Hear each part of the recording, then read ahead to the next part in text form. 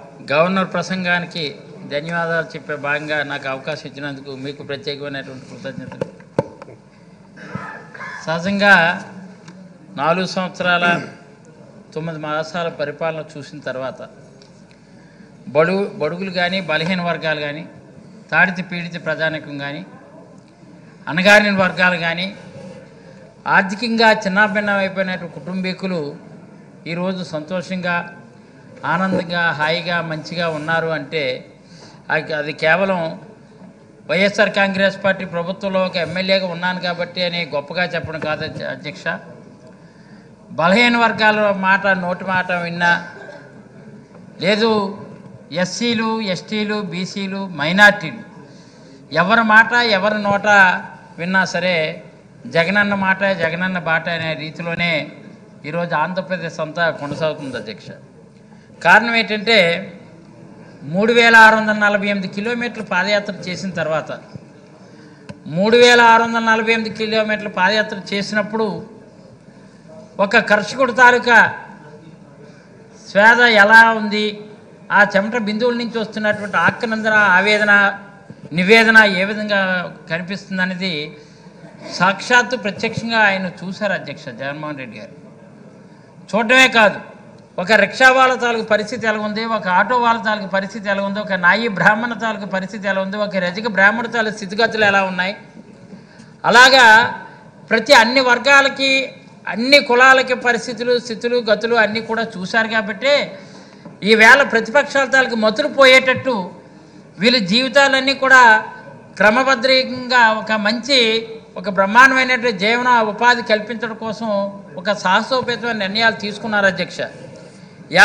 యావత్ భారతదేశంలో ఉన్నటువంటి 29 రాష్ట్రాల్లో 28 రాష్ట్రాల తాలూకు ముఖ్యమంత్రి కానీ ప్రజాప్రతినిధులు కానీ ముక్కును వేలేసుకుంటున్నారు. అయ్యో, అడ్డగోలుగా విభజించినటువంటి ఆంధ్రప్రదేశ్కి ఆదుకునే నాయకుడే లేడు, ఆదుకునే నాదుడే లేడు అనుకున్నాం. కానీ వాళ్ళ నాన్నగారి కన్నా 10 అడుగులు ముందుకు వేసి జగన్మోహన్ రెడ్డి గారు జనరంజిపోయినటువంటి జనాధారణతో కూడుకున్నటువంటి పరిపాలన ఎలా అందిస్తున్నారు అని నిన్న క్లియర్గా గవర్నర్ గారు చెప్పారు. గవర్నర్ గారు చెప్తూ ఏ దేనికి ఎట్లా ఏ పథకానికి ఏవేవి అంశాలు ఎంత బడ్జెట్ కేటాయించాం, ఎన్ని ఒడిదుడుకుల్లో ఈ రాష్ట్రం అధిగమించింది, కరోనా వల్ల 2 సంవత్సరాలు 1,60,000 కోట్ల ఆదాయం కోల్పోయినా సరే గౌరవ ముఖ్యమంత్రి జగన్మోహన్ రెడ్డి గారు ఎలాగ మాట నిలబెట్టుకోగలిగారు, ఆ కేటాయింపుల్లో ఎంత పారదర్శకత ఉంది, ఎంత నిజాయితీ ఉంది అని క్లియర్గా చెప్పారు. నిజంగా ప్రతిపక్షం వాళ్ళు మరి హర్షించలేక ఒక పక్క ద్వేషిస్తూ వాళ్ళు ఏంటంటే చెప్పే సమాధానంగానే ఈరోజు మేము అడిగినటువంటి మాటలకి సమాధానం వాళ్ళు సాక్ష్యం పలకవలసినటువంటి అవసరం ఉంది. వాళ్ళు లేరు కాబట్టి మీరే సాక్ష్యం చెప్పాలి అధ్యక్ష. నేను చెప్తున్నటువంటి మాటలకి ఈరోజు చూస్తున్నాం ఎన్ని అంశాలు, ఎన్ని కష్టాలు పడ్డాం, ఎన్ని ఇబ్బందులు పడ్డాం. అప్పులేమో మనకి, అప్పులు తెప్పులు మనకి, గొప్పలు అక్కడ ఉన్నటువంటి ఆస్తులన్నీ కూడా తెలంగాణకి ఇచ్చిన తర్వాత ఎలాగైనా సరే ఎట్టి పరిస్థితుల్లో ఒక నాయకుడు వెటనరీ అని అంటున్నారు, ఆయనకు ఒకసారి అవకాశం ఇద్దామని ఆ రోజు ఆంధ్రప్రదేశ్లో ఉన్నటువంటి వాళ్ళు చంద్రబాబు నాయుడికి 2014లో అవకాశం ఇచ్చారు అధ్యక్ష. చేస్తే ఆయన స్కీముల మాట దేవుడు అడుగురు కానీ స్కాముల గురించి ఎవరైనా స్కామ్కి కేర్ ఆఫ్ కానీ కరప్షన్ కేర్ ఆఫ్ కానీ అడిగితే చంద్రబాబు నాయుడు అని చెప్తారు తప్ప ఒక్క స్కీమైనా ఆయన పథకంతో కానీ ఆయన నోటితో కానీ ఉన్నటువంటి దాఖలాలు ఇంతవరకు కనిపించట్లేదు, ఎక్కడ అనిపించట్లేదు అధ్యక్ష. ఈరోజు చూస్తున్నాం తెలుగుదేశం తాలూ మూలాలు ఒకసారి ఆలోచించుకుంటే కూడు గూడు గుడ్డ అనే నినాదంతో 3 నినాదాలతో ఆ రోజు స్వర్గీయ ఎన్టీ రామారావు గారు పెట్టినటువంటి పార్టీలో మీరు కూడా చాలా కాలం అక్కడ పనిచేస్తున్నారు. ఆ రోజు స్థితులన్నీ కూడా మీరే ప్రత్యక్ష సాక్షి. ఈరోజు జగన్మోహన్ రెడ్డి గారి పరిపాలనకు కూడా మీరే ప్రత్యక్ష సాక్షి. రెండింటికి బేరీజ్ వేసుకుంటే వాళ్ళందరికీ కూడా ఏంటంటే బేరీజ్ వేసుకున్న తర్వాత తెలుస్తుంది అనమాట వాళ్ళకి ఎంత ఇది గుబులు పుడుతుంటుందో ఈరోజు పరిస్థితులన్నీ కూడా అర్థమవుతుంటాయి. ఎందుకంటే ఎక్కడికి వెళ్ళినా ఈవేళ వెళ్తున్నారు రా కదలరా అనే నినాదం ఆనాడు ఎన్టీ రామారావుతో కాలగర్భంలో కలిసిపోయింది అధ్యక్ష. రా కదలరా కాదు, రా వదలరా అన్నట్టు అనే పరిస్థితికి వచ్చింది అధ్యక్ష. అది రా కదలరా కాదు, అంచేతే పేలవంగా సాగుతున్నాయి మీటింగ్లు. అది మీటింగ్ కాదు, చీటింగ్ కోసం చేస్తున్నటువంటి పరిస్థితి. ఆ చీటింగ్ కోసం చేసి కొంచెం వెయిటింగ్ అనమాట. ఇంకో 3 నెలలు ఆగండి, ఇంకా మళ్ళీ నేను మిమ్మల్ని చీటింగ్ చేస్తాను సుమా, it is not a meeting, it is purely cheating అనేది క్లియర్గా కుట్రొచ్చినట్టు ఆయన మాటల్లో అక్కడ కనిపిస్తుంది అధ్యక్ష. ఈరోజు చెప్తున్నాం మామూలుగా, ఈరోజు చూసుకున్నట్లయితే 2,57,000 కోట్లు 2,57,000 కోట్లు సంక్షేమానికి ఖర్చు పెట్టినటువంటి ఏకైక రాష్ట్రం భారతదేశంలో ఏదైనా ఉందంటే ఒక ఆంధ్రప్రదేశ్ అధ్యక్ష. ఒక ఆంధ్రప్రదేశ్ వైఎస్ఆర్ కాంగ్రెస్ పార్టీ ప్రభుత్వం జగన్మోహన్ రెడ్డి గారి నేతృత్వంలో 2,57,000 ఖర్చు పెట్టారు. సాధారణంగా డబ్బులు ఎవరైనా ఖర్చు పెట్టవచ్చు అనుకుందాం, ఎందుకంటే మనసు ఉండాలి, ఆ మనసు అలాంటి వాళ్ళు ఉండాలి. 2,57,000 ఖర్చు పెట్టవచ్చు. 2,57,000 ఖర్చు పెట్టినప్పుడు అవునన్నా కాదన్నా అందరూ ధర్మాత్ములు ఉండరు, అందరూ హరిశ్చంద్రులు ఉండరు అధ్యక్ష. ఎవడొకడు ఎంతో కొంత కక్కుర్తి పడతాడు.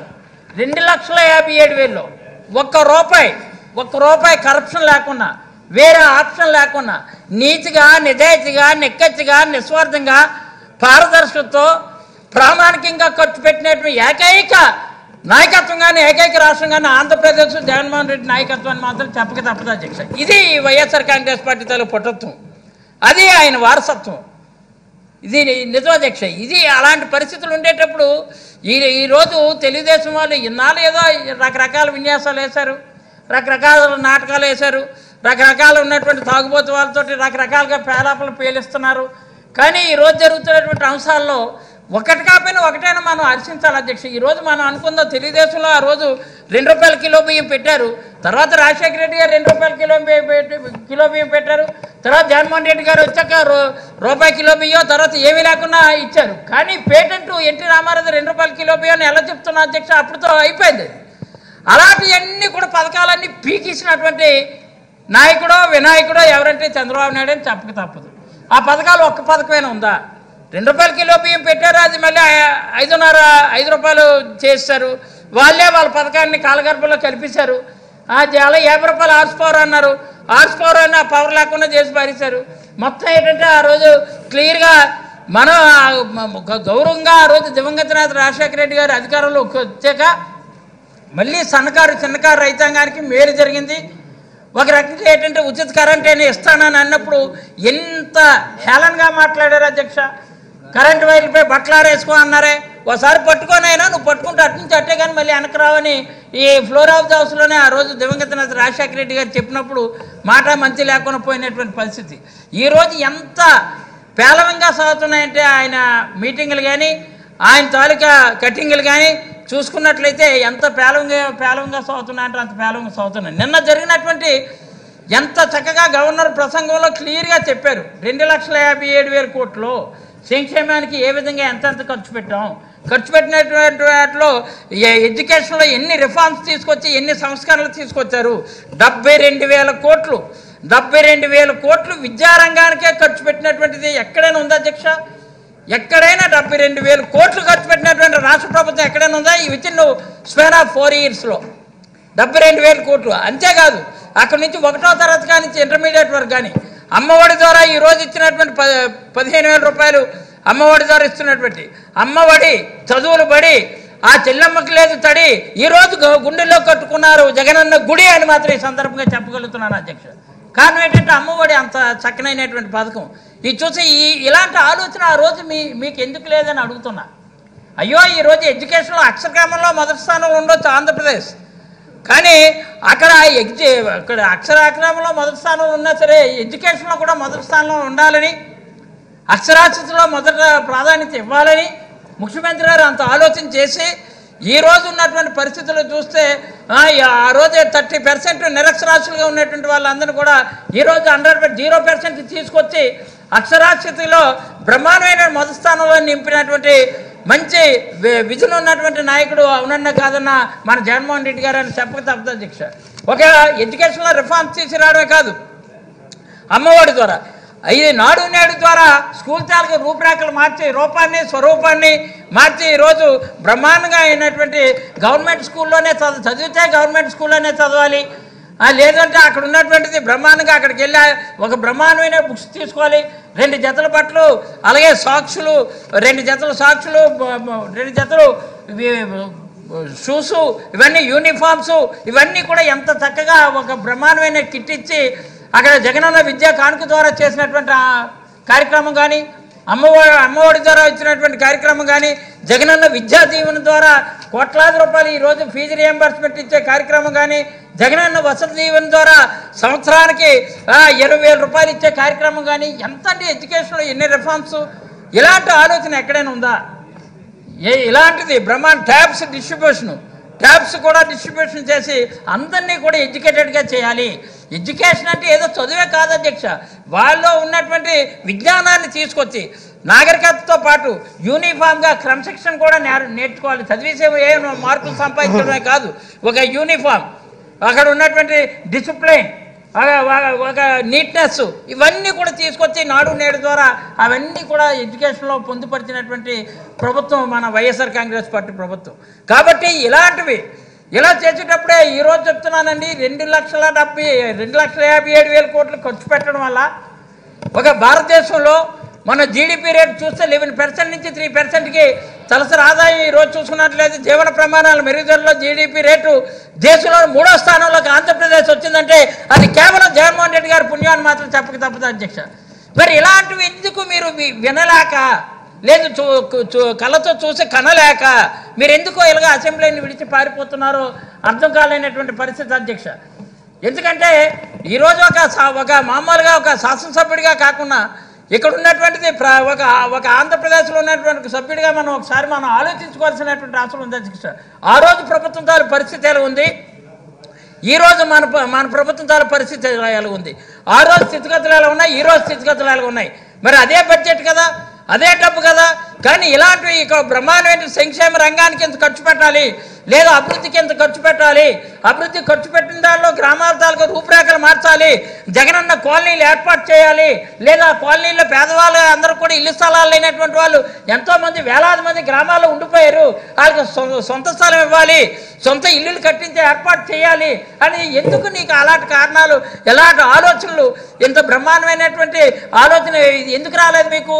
గౌరవ ముఖ్యమంత్రి జగన్మోహన్ రెడ్డి గారికి ఎందుకు వచ్చిందంటే 3,648 కిలోమీటర్ల పాదయాత్ర చేస్తూ ప్రజల తాలూకు నాడి, ప్రజల తాలూకు హృదయ తాలూకు వేడి ఆయన తెలుసుకున్నారు. కాబట్టి ఒక బ్రహ్మాండమైనటువంటి మేనిఫెస్టో తయారు చేసి ఈ మేనిఫెస్టోలో ఉన్నటువంటి ప్రతి అంశానికి కూడా, ప్రతి దానికి కూడా దేవుని నుంచి ప్రాధాన్యత ఇచ్చారు.